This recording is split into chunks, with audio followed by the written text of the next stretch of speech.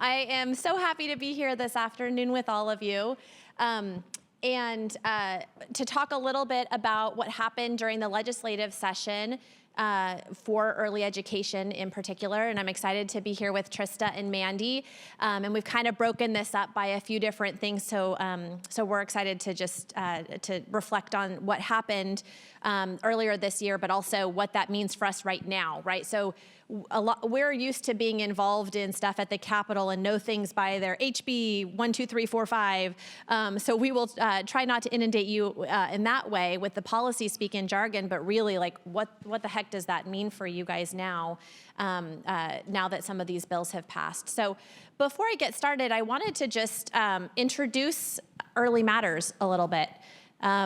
You guys, some of you in the room may be familiar with that name because Early Matters actually started here in Houston over 10 years ago.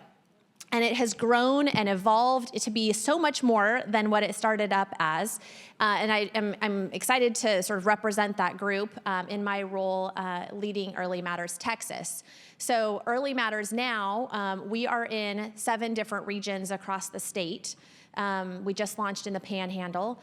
And we're about to launch in 2 more regions. And what that means is when having a region, an Early Matters region is a community coalition of people that are working on birth through 8 early ed.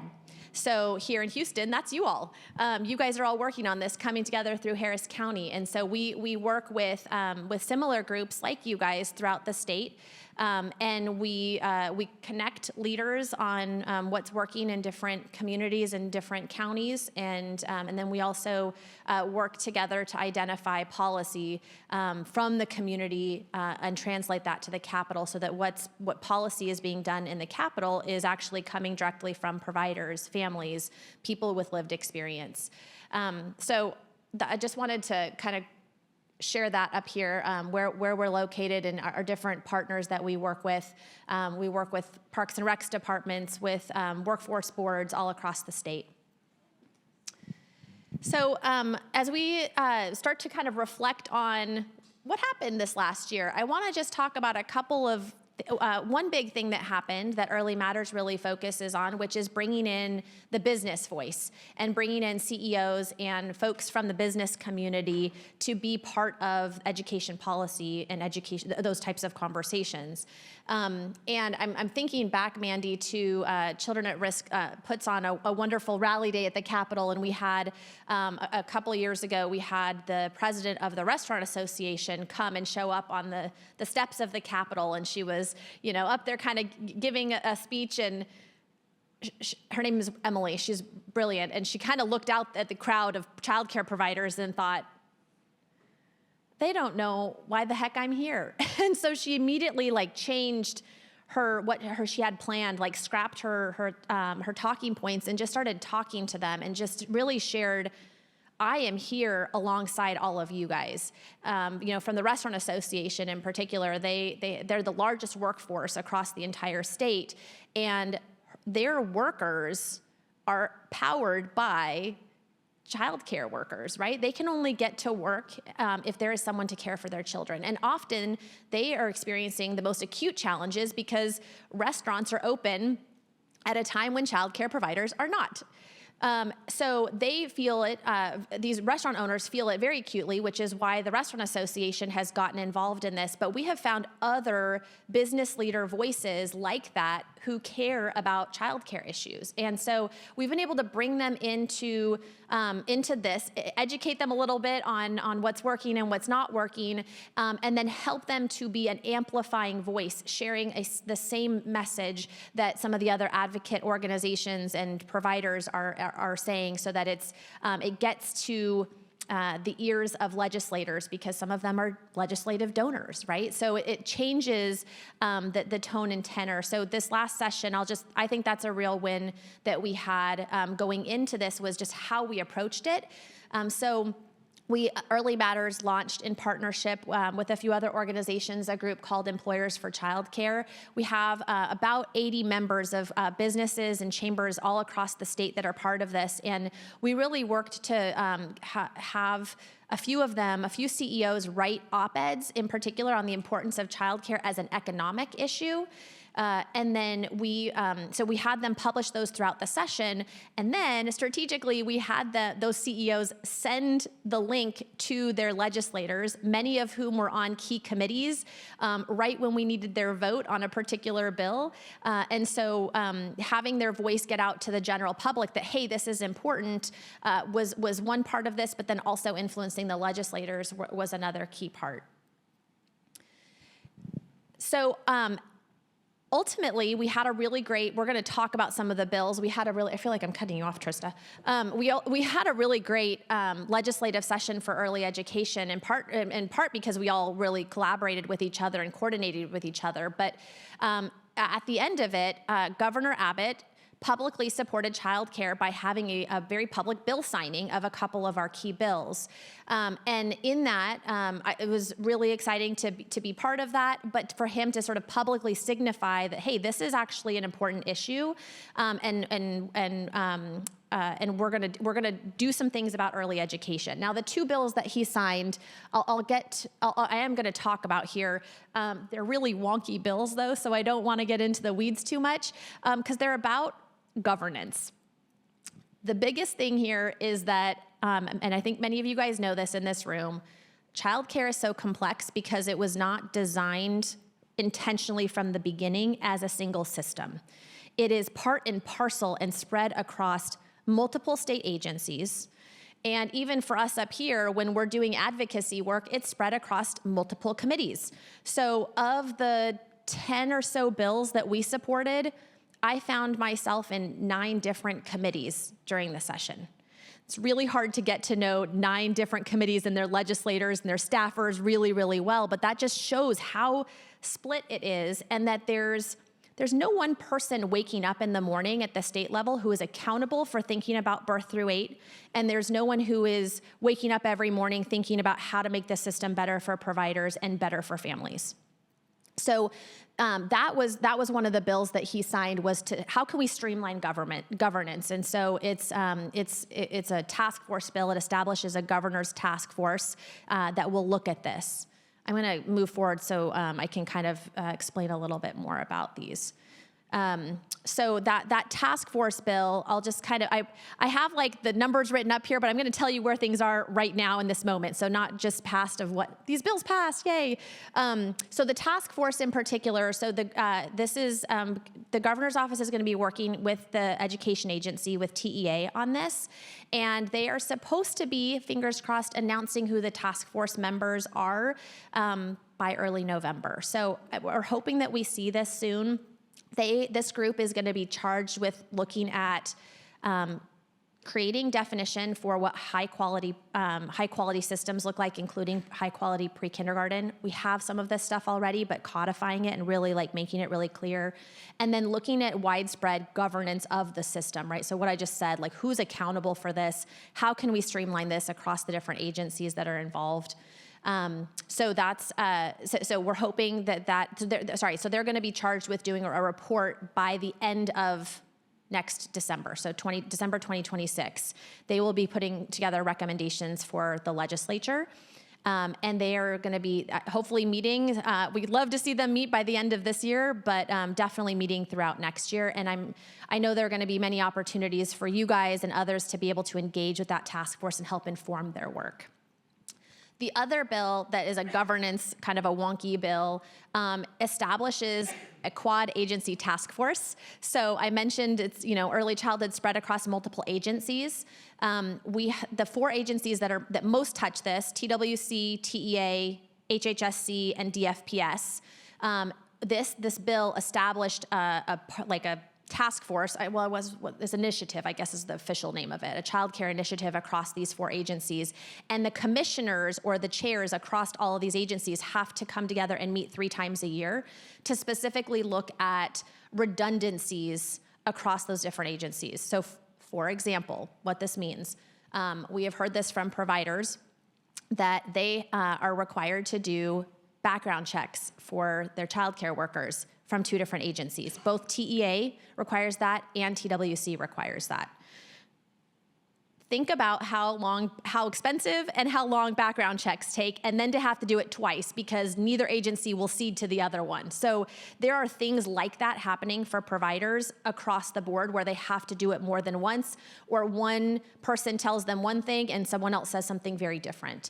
And so this task force is specifically charged with helping providers to streamline that, to make their job easier so they can focus on quality and focus on what we need them to do, which is helping take care of kids and giving them that quality experience that we know that they need.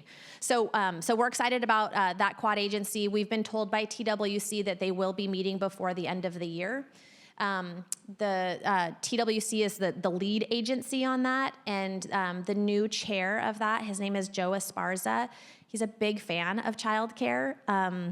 So we're excited that he is in that position, and he'll be the one managing and really leading this effort for this quad agency childcare initiative. Gotta love the mouthful of jargon. I'm going to touch on just a couple more before I turn it over to Trista here, but a couple other wins that we had for early education. You've probably heard about some of these. So this next one is the opportunity for childcare workers to become a priority group in receiving childcare scholarships. We just have heard from, I've talked to many providers all across Texas who have said they've either out of pocket given free childcare to one of their workers so they didn't lose one of their workers, or they have lost workers because they couldn't do that and the worker needed to go figure out how to take care of their own, to provide their own sort of support for their own children. So this bill makes childcare workers part of what's priority group 2 and will give them access to childcare scholarship funding, which they're already eligible for it, but will like kind of move them to the front of the line, if you will. And TWC just approved the rules, and public comment is closed, and so now this is actually going to go into effect in December. So I know we've had childcare providers who are like, "When's this happening? When can I actually do this?" The implementation, I don't want to get into it too much, but it's going to be a little bit messy because right now TWC doesn't. When you fill out and you're a parent who is going to sign up for childcare scholarships, there's no box to check that says, I'm a childcare worker. And so what's going to have to happen is it's going to be up to the local workforce boards first and foremost to be able to identify those parents. And then TWC is incorporating into their new TXC3 system that provision. So when you're applying from now going forward, that information will be captured. So it's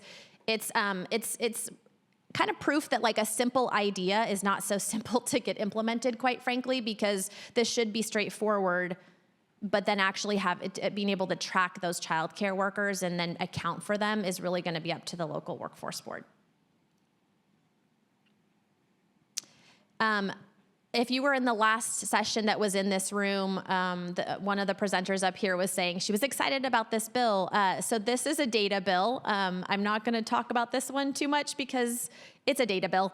But in working with communities all across the state, one of the things that we hear the most is we can't account, like we don't know what if a child is in a quality center, if that actually improves their kindergarten readiness. We can't track that. Or we want to be able to better understand X, but we can't because we don't have the information.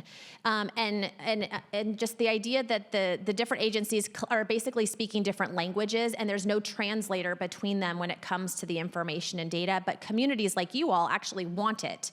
So this establishes and just sort of codifies and says, yes, this is important. We need all of the agencies actually collecting the same data that is streamlined across, and so that we can tell a consistent story. You can follow a child and like actually understand if all of this money that we're putting into early education is having the impact that we hope that it's having. So a couple of other wins that we had earlier this year is, I just wanted to mention these, and Mandi will talk a little bit more in more depth about these because these were really led by some of our partner advocacy organizations, is that there was $100 million added into the budget for the childcare scholarship waitlist. This was a huge win because the state has never really explicitly put additional money into childcare. They do it through like matching funds, but never directly. And so while $100 million may not seem like a lot in the grand scheme of things, it was the actual act of it was very revolutionary for the legislature to do, and we're really grateful for that. And then I don't want to talk too much, Mandi, about some of your other bills here, but there's some other strategic planning and some other regulatory cleanup that was done through some of these other organizations. So with that, I'm going to transition over to Trista now. So Early Matters does Birth Through 8 work, and so we had the pleasure of coordinating with Good Reason and some other organizations, but there was a lot done in early elementary and in pre-K as well. And so Trista's going to talk a little bit about that and unpack HB2, which is a behemoth of a bill. So Trista, here you go. Thanks so much, Wendy. HB2 is a behemoth of a bill, but we're going to cover it, simplify it. It will by no means be exhaustive, but we're really going to hone in on the portions that matter the most in the early education system. Before I get into it, a little bit about Good Reason Houston. We are a nonprofit organization that focuses on ensuring every child in every neighborhood has access to a world-class public education.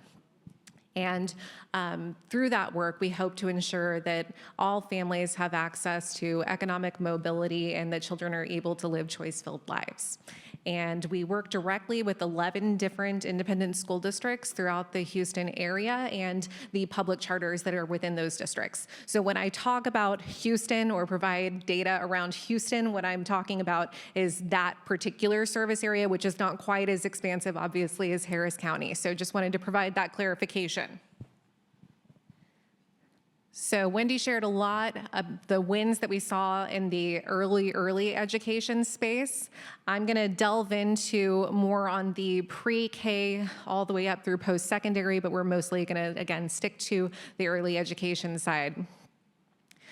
So, I've got the clicker. Some 5 quick takeaways from this legislative session. Public education received $8.5 billion, billion with a B, to ease budget pressures, and with Houston schools, again, that area that I mentioned, our service area, projected to gain over $300 million this school year. I know many of you that have interactions with public schools have maybe heard over the last several years, especially as pandemic funding ran out, of having to close schools, cut programs, a number of those things. So this $8.5 billion was meant to address many of those shortfalls and support programs that we know are effective with some targeted funding.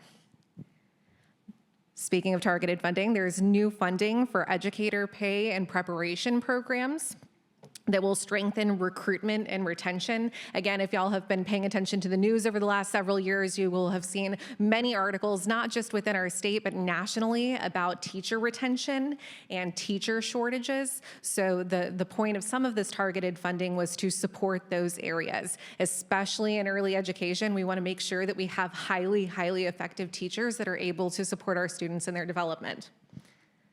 Lawmakers did invest in early education. This was a strong session for early education, which obviously as advocates, we love to see. So early education, we saw high quality progress monitoring being implemented in our early grades, so that's K through 3, and we'll get into that a little bit, and targeted interventions to ensure students stay on track. And this is building from some of the high quality interventions that we saw throughout the pandemic to help students with accelerated learning to address learning loss. I'm not going to get too far into this, but there were also additional investments in career and technical education, expansion of free dual credit, and increased post-secondary alignment to better prepare students for life after graduation. Because obviously in the early education space, we want to make sure that students are set up to access all of those programs and ultimately be ready for any post-secondary option that they choose to pursue. And finally, we'll touch on this a bit with Senate Bill 2, but education savings accounts accounts launch in 2 years, and that could reshape the way that our school systems, our early education systems look in the near future. All right, so digging into House Bill 2. This was a massive bill, as Wendy mentioned, and it covered a whole bunch of different things. A lot of what you will have seen about it is funding related, and that's certainly a good chunk of this, but there's a lot of other details in there, so we're gonna hit the high points.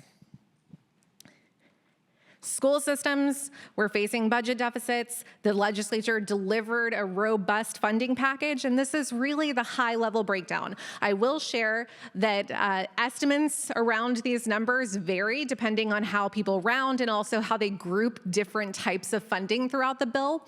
But this is the estimate from the House towards the end of the legislative session. So we did see an increase in the basic allotment, which is flexible funding that school districts get for anything that they need to support students. But we also saw a lot of targeted funding, including teacher compensation, support staff compensation, which is really critical as well, teacher preparation pathways to make sure that we have good, high-quality, robust pathways so that our teachers are prepared to enter the classroom and to support our students.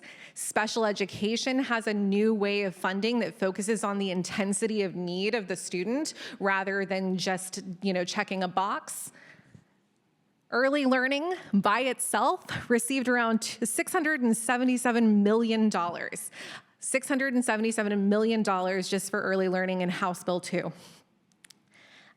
Career and technical education, school safety. A lot of our schools were struggling to meet the legislative requirements around safety, so this additional funding was to support that.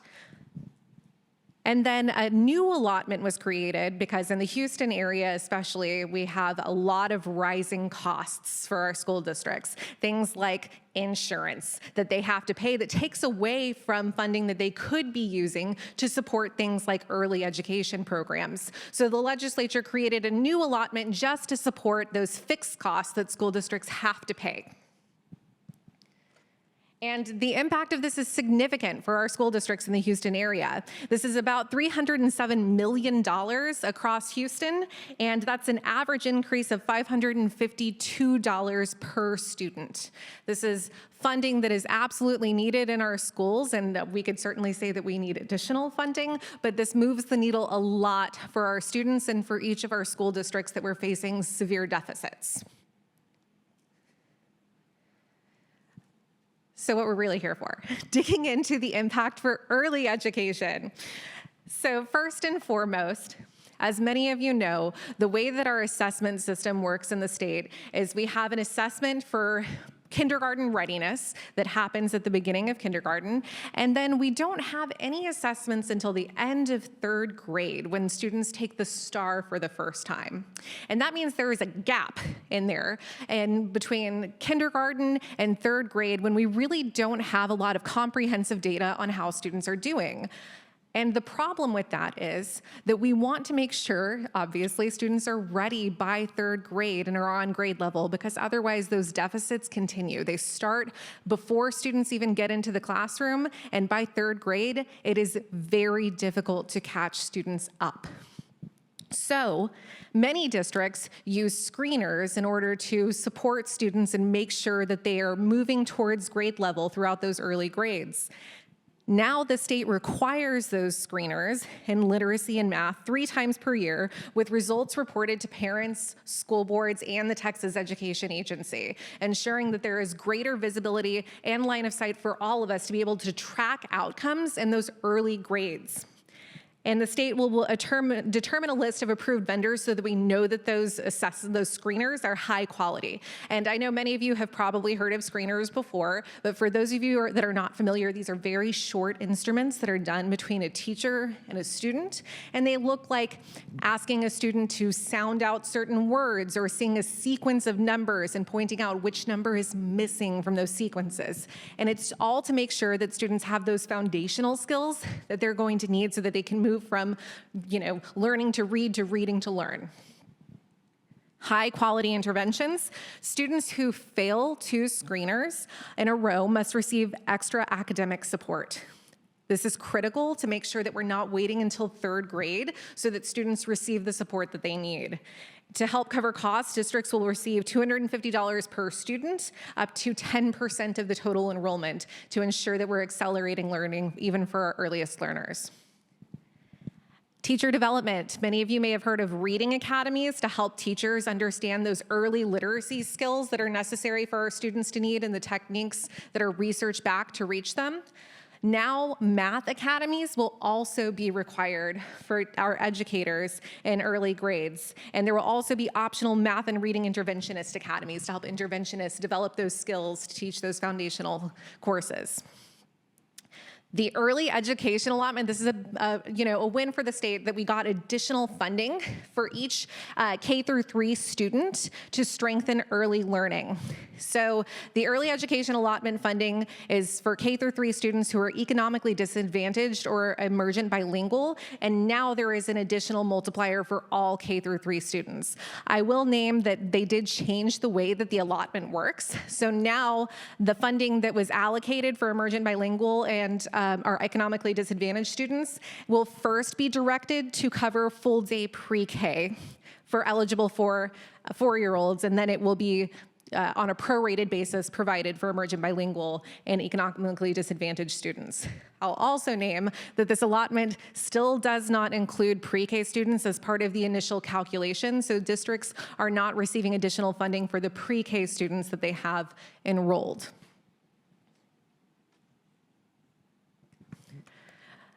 More impacts for early education, pre-K for teachers. Now teachers who are employed by districts who are required to offer pre-K can enroll their students for free pre-K. This is a huge ease and burden for our teachers and allows more families to take advantage of free pre-K in our area.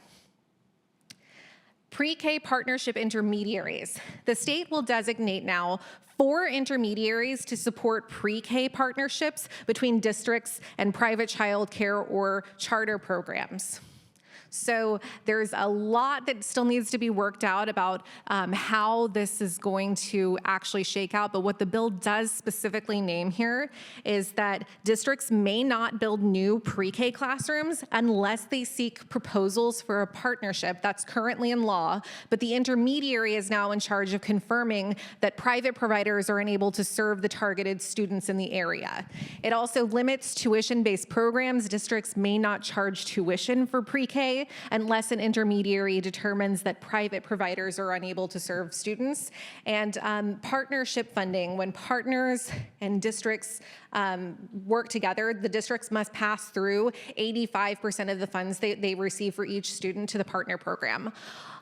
All of this was included in House Bill 2, and I know that some of you might have some thoughts about how this is actually going to work out in practice. I think that we do too. A lot more work needs to be done to really set the role of these intermediaries and ensure that they're more of a technical provider and not just a watchdog for pre-K partnerships. Those of you that are in the space, that are providers or are districts, might also see that this might present some challenges for pre-K partnerships moving forward. We certainly want to hear from any of you that have any thoughts about this, but as of right now, this is what we're looking at from the legislature from House Bill 2.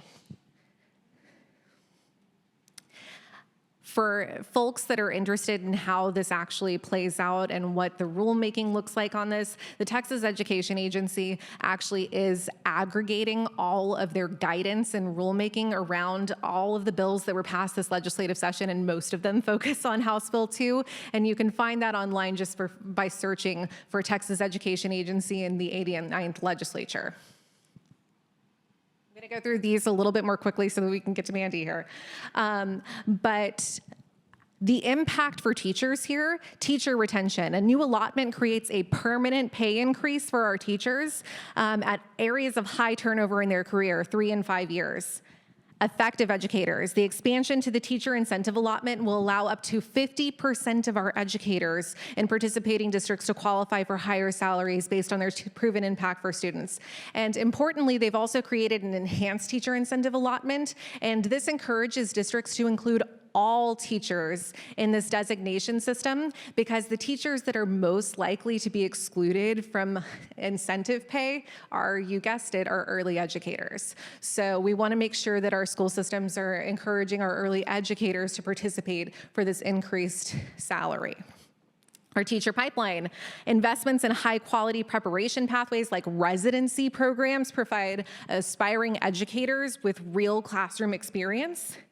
Districts must have certified teachers moving forward, teaching in core subjects. There is a timeline for what this looks like all the way up into the 29-30 school year for the districts that get extensions, but they have to be moving towards certification for core teachers. And then specialized certifications, there are fee waivers now in hard to staff areas like bilingual and special education to help support that specialized learning for our students. In an area like Houston, where we have a high percentage of emergent bilingual students, that's really critical. And now looking at Senate Bill 2. So I wanted to make sure that I included this because this is another bill that definitely could impact the early education space. Many of you have heard a lot about education savings accounts and what that might mean for students and for our public schools.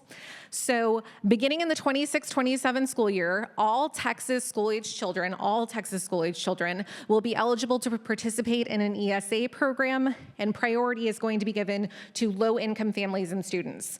The bill also allocates state funds to applicants for approved non-public education expenses. That includes private school tuition, instructional materials, tutoring, and certain homeschooling costs. But notably, students may not access funds and remain enrolled in public schools. So this can't be used for students who are in public schools and then want to do additional tutoring, for example.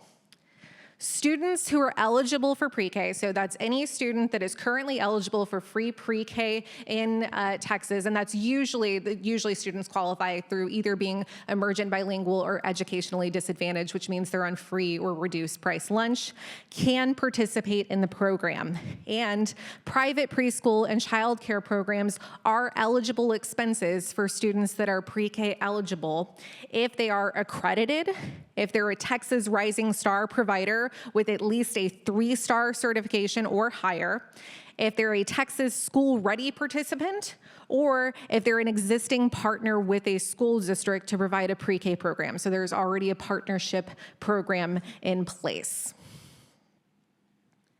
So I know I hit you with a lot of information here, a whole lot of information. This is a big, big bill, and there's even more to this if folks are interested. If you would like and to get a deeper breakdown in this, you can check out our webinar, which is available using that QR code or at Good Reason Houston 5948 on YouTube. All right, I'm going to turn it over to Mandi, and she's going to chat with you all a little bit more about the future implications and be a little bit less technical than me. Thank you, and good job, ladies. Thanks for your effort at the Capitol, and that I don't see anyone asleep. Y'all just talked for 30 minutes about policy after lunch. Everyone's awake. Are we doing okay? Little bit? Yes, smiles. Need to move for a second. As you know, a lot happened, and people were excited about the steps that were taken around early childhood education and public education. A lot of battles.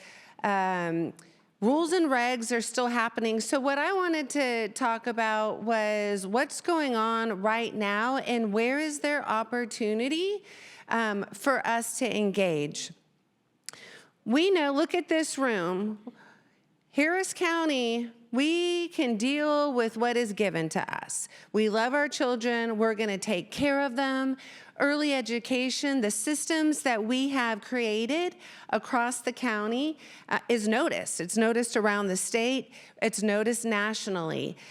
But we can't stop there because there's opportunity at the Capitol as well. Do we want the rules to be different in our game? Sometimes, yes. The regulations a little bit different. Do we want some additional dollars coming to these vital programs that are supporting our children and family? Absolutely. So we can't just have the conversation in this room. We need to have it with our friends, and we need to have our voices heard at the Capitol and with legislators. So I was going to try to go over here. I'm sad that my eyesight is failing. I can't really read, so I've got to kind of look here. I'm fighting this. All right, so a strong early childhood ecosystem and a Texas economy. We know that early childhood education, childcare, is a two-gen approach, right? It's starting your kids off strong with quality foundation. We heard about language, verbal skills, play. This is where it takes place. Childcare is also important because our families or our parents need to be able to go to work. We had the business community knocking on doors in Austin saying, we need childcare so we can hire people. Extremely important. We know that it just doesn't stop there. There's no silver bullet. We know public education is extremely important as well. We've got to continue developing those skills, adding tools in their toolbox.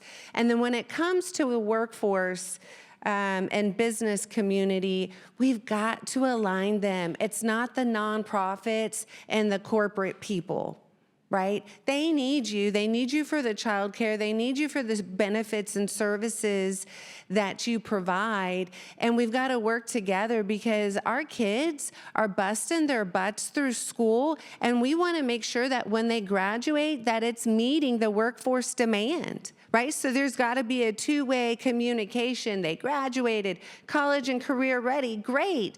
Did we align the jobs to make a strong economy for our community and for the state? And then also family and community support. We have all these systems, but it's people that are in the PTOs, PTAs, the neighborhoods, communities like this coming together to really observe and see what needs to be done, what steps need to be taken, and how do we best support our kids. And I think I pushed that. Can I push that? Okay, there we go. And that way. All right, so that is this one, yes. Strengthening the early childhood ecosystem. So opportunities to engage, strategic engagement with stakeholders. So what does that mean? We're talking about state agencies, right? We've got to talk with state agencies and the rulemaking progress. All those bills that you heard passed, right now is when they're having conversations about rules and regulations, right? So how are you going to follow this rule? Who's been around for 10, 15 years? Anyone providing services? Okay. We know that they mess it up sometimes, right?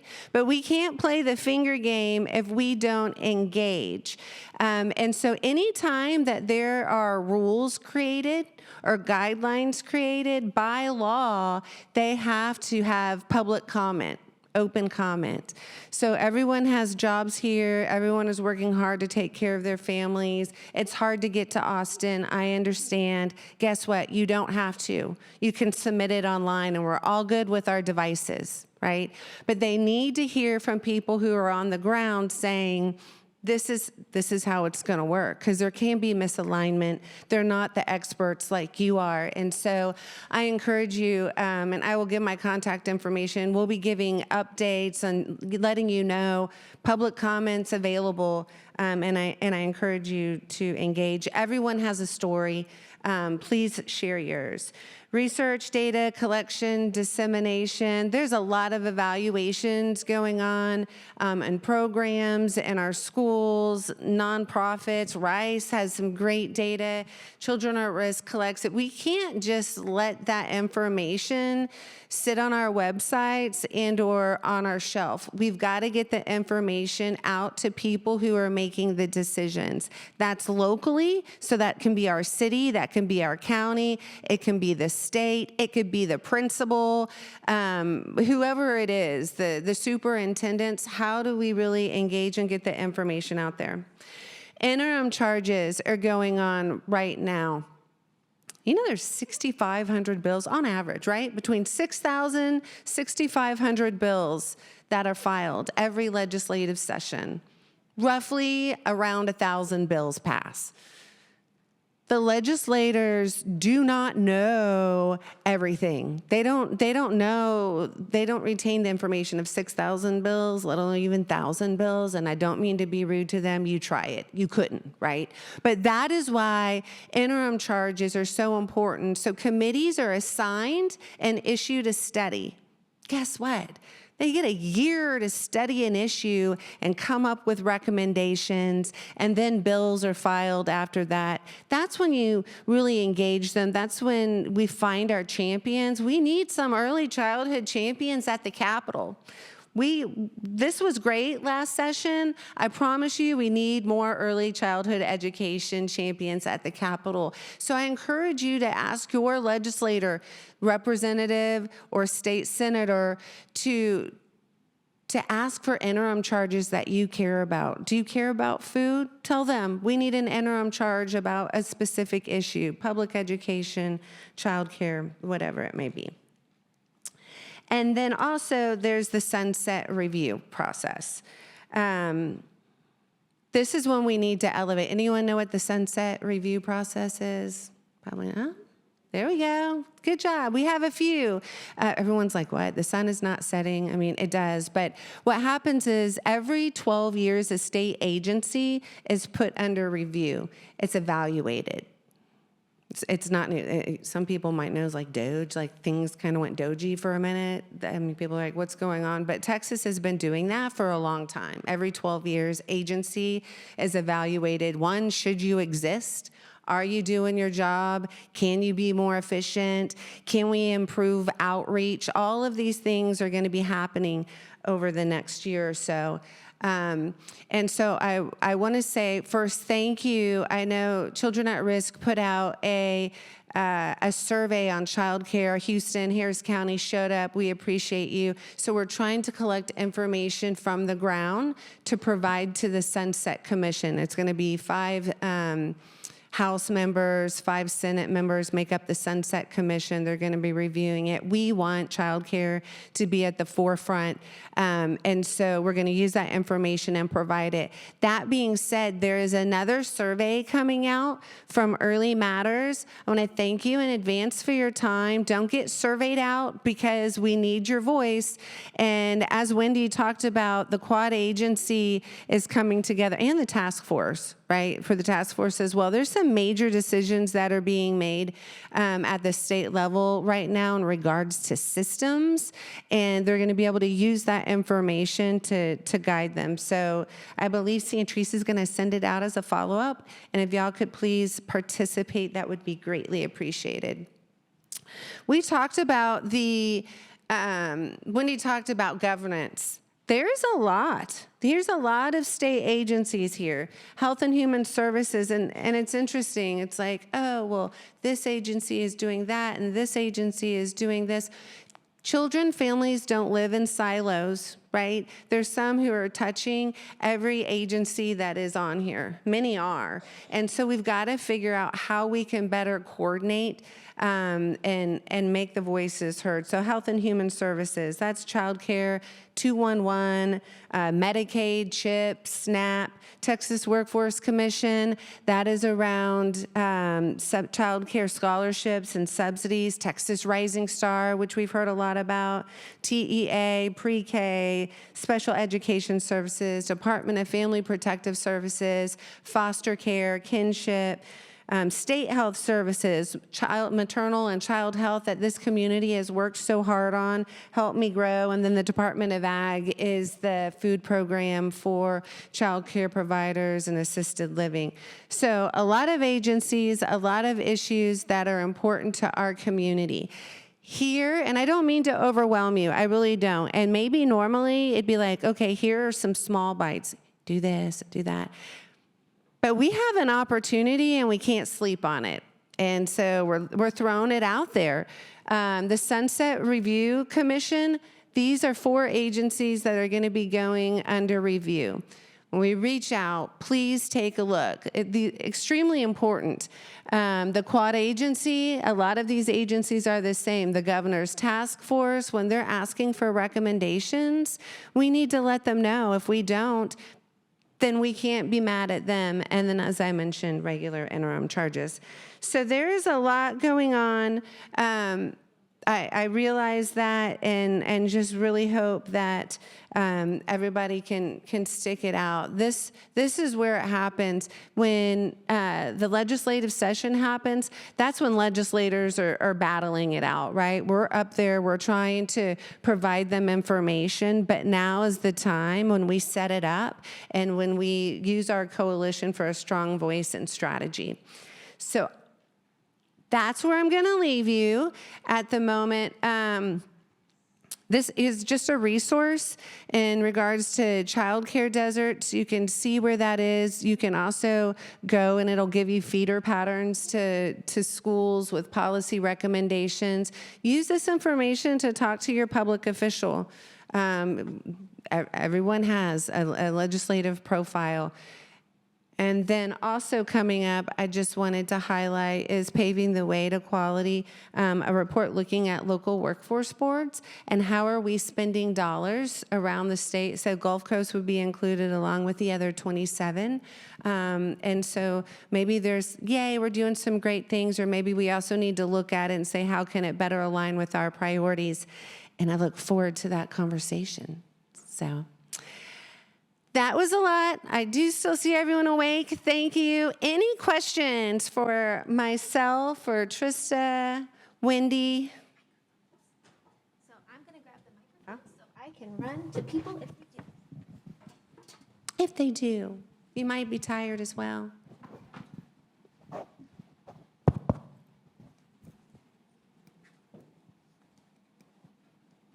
Okay. No pressure, but we will send, as a follow-up, get information out to you so that you can follow the conversation on what is going on in regards to early childhood. Thank you so much for your time.